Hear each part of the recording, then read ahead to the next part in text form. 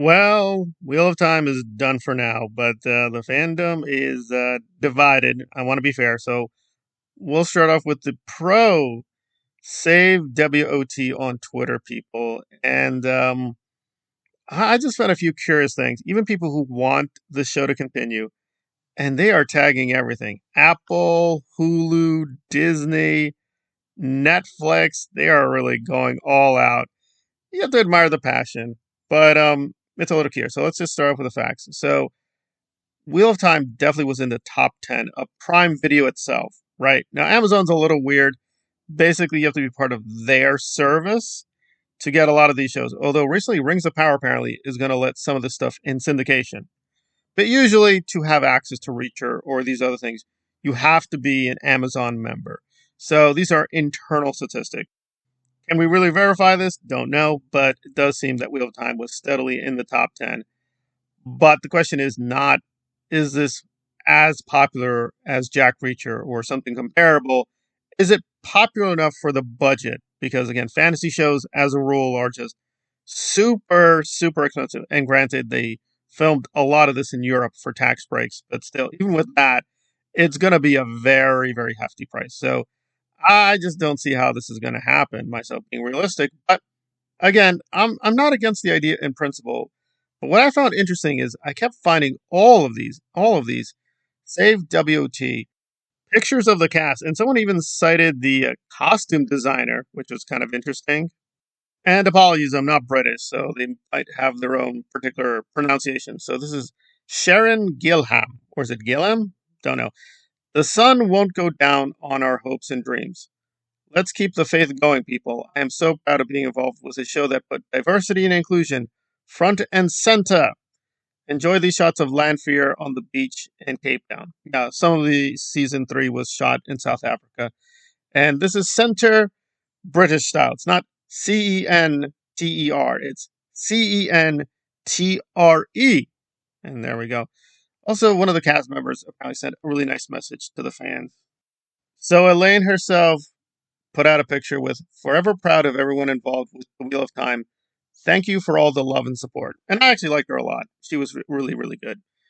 And we got 2 seasons of her, so that was nice. But yeah, this is very divisive. And I'm noticing with all these saved WOT, Rafe really does not come up. They're praising the cast. They are praising the production team, but really, of course, the main people they go to are the characters and or the lead actors, whether Rosamund, Daniel, Joshua, and so on and so forth. But Rafe is kind of missing in action. So if this Save WOT movement is going to keep going forward, I don't know where they're going to go with this because my own experience with the Snyder Cut, and again, I want to be very clear, I came to the Snyder Cut movement very, very late, came in the final phases. But again, it's the same thing. People didn't really know what was going to happen. And granted, it's apples and oranges because we do have the Snyder Cut, whereas this is a whole series. You want entire seasons to be committed. That's a lot. That's a lot. That's a lot. I'm still tweeting about Snyder, and I hope for the Snyderverse to come back. But the dilemma is most Snyder fans obviously love Zack Snyder, but do Wheel of Time fans really love Rafe? I don't know. I don't know. And so let's get now to the anti side. And I gotta admit, they have the stronger argument. And I'm gonna try not to spoil parts of the first couple seasons or the books, which is kind of tough to do because you have to ask, well, wait a minute, what did he do that violated the source material? What did he do that was so radically different from the books that really riled a huge amount of the fandom? And these are not small people. We're talking videos that got millions of views. So clearly, Rafe touched a nerve. And I was actually going to do this months back. He also did some things with the casting and production, which were frankly corrupt, very, very corrupt, and very questionable. I was even shocked to learn this wasn't even a hidden secret. He openly did this openly. And I'm like, really? Wow. Wow. So the guy is, to put it mildly, a very divisive figure, as is Zack Snyder. But on the Snyder Cut side of it, most people like Zack. They may not agree with everything he does, but they're like, yes, I trust Zack more than the WB or whatever. And again, I want to make clear I do want to work in Hollywood, so I have to try to be as nice as possible. But even if I were as generous as I could be, I'd have to say he's just average. I mean, he doesn't seem like a particularly bad guy. As a writer, he just seems very functional. And again, I am not a lore expert on Wheel of Time.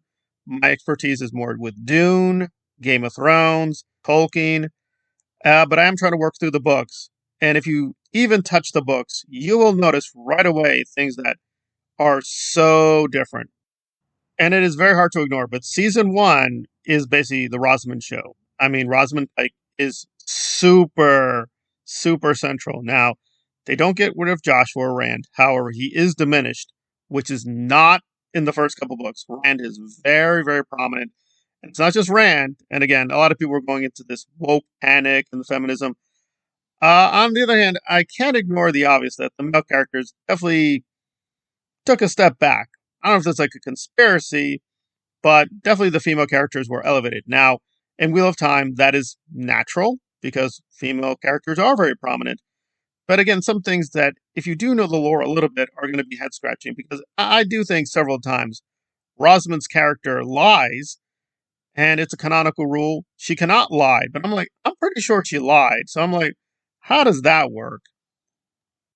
And then there were just massive visual inconsistencies. The first couple episodes of season one didn't say many things, but visually it looked pretty sharp, the costumes, special effects. But then you further go into the season and it's like really a sharp drop off. The way things are shot, the way things even just look at a very basic level, they look terrible. Look terrible. It's one of the weird things, if I have to say, what is the one consistent good thing about the show is the villains. The villains actually look pretty good.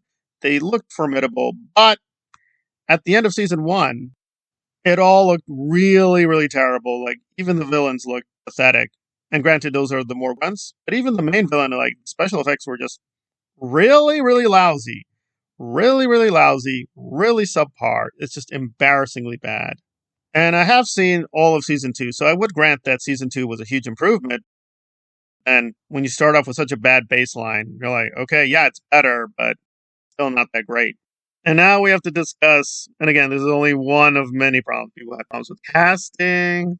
Supposedly all these non-whites really destroy the book canon, so on and so forth. Not giving enough attention to Rand, changing the book lore, etc., etc., etc. And that is, of course, the gay dilemma, because Rafe is gay, which is like, whatever, I don't care, I don't care. But apparently he wants us to care because he kept making canonical characters gay, even if they're not gay. And I'm not leaking private information. There's an outright Hollywood Reporter article on this and saying, Wheel of Time showrunner on expanding the show's queer universe in season 3 and the fantasy genre. It was worth devoting my life to. And a fan on Twitter defended this Uno, saying, there's literally one queer addition. Y'all are just bigots. Let me name the canon LGBTQ book characters. Moraine, Elaine, Min, Rand, Avi, 80%, yada, yada, yada, yada. Multiple sea folk, Rangar, Wait, Elaine? Elaine is now gay? Wait, do you mean that she's bisexual? Because wait, her being a lesbian? Wait, how's that going to work? Now, I get it. Okay, some of these things, yes. Now, depends what you read. Now, with Moraine, it's a little weird. From what I understand, in the main books, it's kind of implied. It is there, but also, why are we focused on Moraine so much? She's not the lead character. It's a little confusing. But yes, if you read all the books, all 15, then yes, that is canonical. But Elaine, it just seems he came in with the zap this person or that person with a gay ray gun. And it's like, you're gay, you're gay, you're gay. And it's like, okay, I understand the point of raising representation. I am not bisexual or lesbian or gay. I don't know how important this is. I really don't. But it's issues like this that really riled up a lot of fans saying, well, shouldn't you concentrate more on the book lore and making sure we follow what Robert Jordan wanted? And again, I'm not going to say that everything Robert Jordan did was golden. By no means. I mean, this story can be improved a lot. Like, Brandon Sanderson had to come over and finish the whole thing because, tragically, Robert died early. So clearly this story can be told by other people. And I have many issues with Brandon himself, but he's a very good writer, and I think he did the best he could to follow the intention, but he had to do his own style too. So it's a very tricky juggling. of what the particular artist wants and what really Robert Jordan intended. And granted, we're not saying that follow Robert Jordan everything, but he did lay out the mass structure, and even there, the show really clearly parted. Now, Rafe did promise with season 4, yes, he was definitely going to follow the books this time for season 4. And I'm like, I don't know. This just reminds me of George Lucas a lot, that the Star Wars fandom is so divided on who to follow and what to follow. And a lot of people just say defer to George. And listen, I do agree for the most part defer to George because he did set up the main story. However, not everything George dreamed up was golden either. So the problem is Rafe was really following his own ego and his own headcanon, and some things were just demonstrably wrong. I mean, the guy's just not a lore expert. And granted, these are massive books. You're going to get things wrong. It's just such a big mythology. There are so many characters to juggle. That said, if your first instinct is to make things super gay, it's like, I don't think you're coming in with the right mindset. I want to finish by reminding people that the premiere numbers were actually really good. So it started off really strong, getting a massive amount of people. Was that due to the virus or interest? I don't know. But the first couple episodes did get a lot of love, even with a lot of skepticism.